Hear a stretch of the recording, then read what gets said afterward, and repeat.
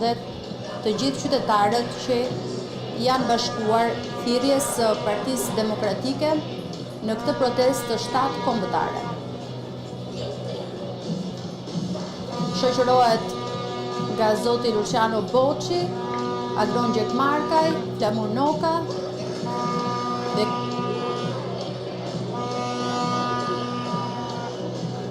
mirë, në këto momente do të shkojmë sërish në një lidhje të drejtë për drejtë me Osman Stapën. Osman, po, shikojmë që në këto momente po vijon marshimi i eksponentëve të Partisë Demokratike me në krye zotin Berisha për i bashkuar qytetarëve në bulevardin Dëshmorët e Kombit. Atëherë ka nisur edhe protesta e Partisë Demokratike, protesta kombëtare me daljen e kreut Partisë Demokratike Sali Berisha nga Selia Blu, shoqëruar nga drejtuesi dhe krerët më të lartë të kësaj force politike, si sekretari i përgjithshëm Flamur Noka, nënkryetari Agron Gjekmarkaj, nënkryetari tjetër Luciano Boçi, si kundër deputet të kësaj force politike së bashku me protestuesit, janë drejtuar tashmë kryeministrisë ku zyrtarisht do të nisë edhe protesta kombëtare e opozitës, e cila ka për mesazh apo kërkesë të saj kryesore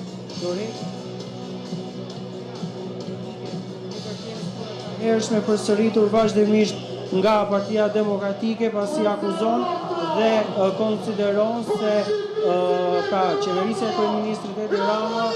e ka futur Shqipërinë në një qorë sokak të rrezikshëm sa i takon korrupsionit, mungesës së demokracisë, bllokimit të negociatave, kapjes së institucioneve të rëndësishme, madje edhe ato të drejtësisë e të tjerë. Dhe është protesta e radhës në të cilën Partia Demokratike pra do të shpalos kërkesat e saj. Kujtojmë që nuk është lajmëruar se do të jetë një protestë marshim, sikundër ka ndodhur në 2 protestat e fundit, ku nuk ka pasur fjalime, nuk ka pasur podiume, por ka pasur akte në drejtim të disa institucioneve që kanë vlerësuar protestuesit. Partia Demokratike se do të hedhë molotov, ndërkohë që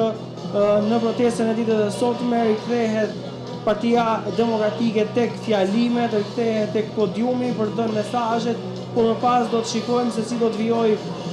protesta me përfundimin e fjalës që do të mbajë kreu i kësaj force politike, nëse do të ketë apo jo akte në drejtim të kryeministrisë apo shpërndarje të protestuesve, marshime të tyre në drejtime të ndryshme. Kjo mbetet për tu parë apo një vajtje e mundshme tek Kuvendi i Republikës së Shqipërisë, ku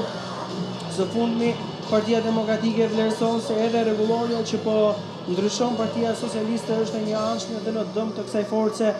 politike. Të paktën këto kanë qenë deklaratat e para, sikundër edhe kërkesat e vazhdueshme të Partisë Demokratike për ngritjen e komisioneve hetimore parlamentare që janë dëzuar nga Partia Socialiste. Pritet të jenë një temë apo një ankesë apo një lloj revolti që do të ketë Partia Demokratike ditën e sotme. Do të shikojmë se si do të zbatohet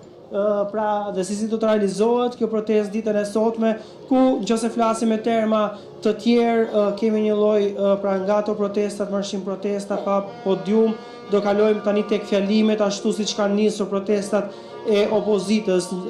të cilat pra kanë që nga dhjetori vitet të shkuar, të cilat që kanë nisur dhe që vijojnë ende. Tashmë jemi duke mbërritur tek bulevardi Dëshmorët e Kombit për të vijuar më pas drejt kryeministrisë, ku do të nisin edhe fjalimet, të cilat pra e theksuam, se cilat do të jenë edhe tematikat që do të artikulohen, do të ketë mesazhe politike. Pra janë protestuesit të cilët në duar përveç flamujve të Partisë Demokratike mbajnë edhe flamuj të Shtetet e Bashkuara të Amerikës, flamuj të Gjermanisë apo edhe të Bashkimit Evropian, vende që sipas Belind Kolliçit në intervistën që zhvilluan pak më herët deklaroi se janë vende të cilat Shqipëria aspiron, i shikon si modele perëndimore, si frymë, dhe se janë ato vlera që sipas tij kjo parti kërkon dhe përfaqëson. Tashmë jemi fare pranë edhe mbërritjes takimit të zotit Berisha me protestuesit e tjerë, të cilët janë vendosur tek bulevardi Dëshmorët e Kombit, teksa ata të cilët e shoqërojnë që janë edhe më fanatikët e tij që kanë mbërritur në selinë e Partisë Demokratike rreth orës 18:00 kanë thirrjen e tyre të çdo proteste në drejtim të Sali Berishës apo pra është kjo thirrja që shoqëron turmën dhe kreun e kësaj force politike. Tani jemi shumë fare pranë edhe takimit të pra grupit të protestuesve në bulevardin Dëshmorët e Kombit. Një protest kjo e cila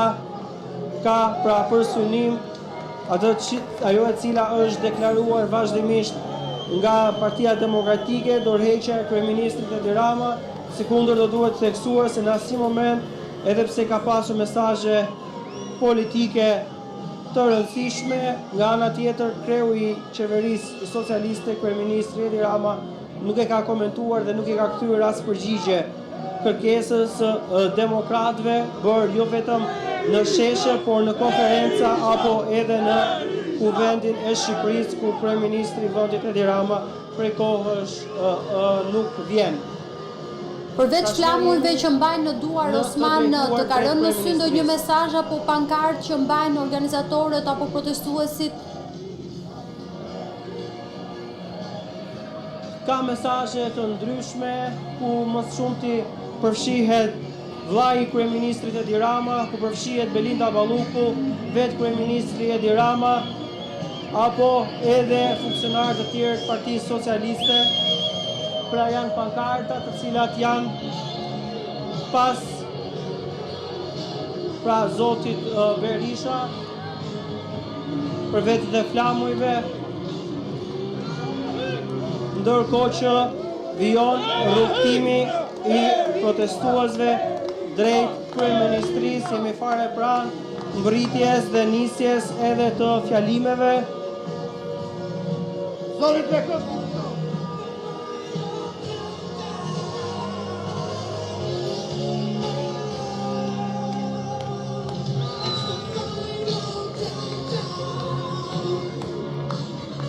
Ndërkohë që është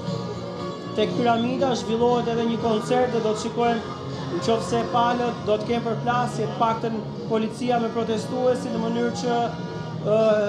një hedhje e mundshme gazi loksjellës mund të prekte edhe piramidën, ku është një koncert të paktën ndërkombëtar që është duke u zhvilluar. Janë bërë thirrje dhe është konsideruar si një protestë paqësore, por Osman nuk përjashtohet edhe mundësia që mund të ketë tensione mes protestuesve dhe forcave të policisë, ashtu siç ka ndodhur në protestat e mëparshme. Po, në çdo protestë, Partisë Demokratike ka pasur hedhjet molotovëve, këtë e themi me siguri, do të shikojmë ditën e sotme, por me shumë gjas, ndoshta skenari do të jetë po i njëjti, që pas fjalës së zotit Berisha mund të ketë hedhje të molotovëve nga protestuesit, pasi është edhe një grup që shëndron pas zotit Berisha që mban përpara fytyrës pankartat dhe është paka shumë i njëjti skenari që ka ndodhur edhe në protestat e kaluara.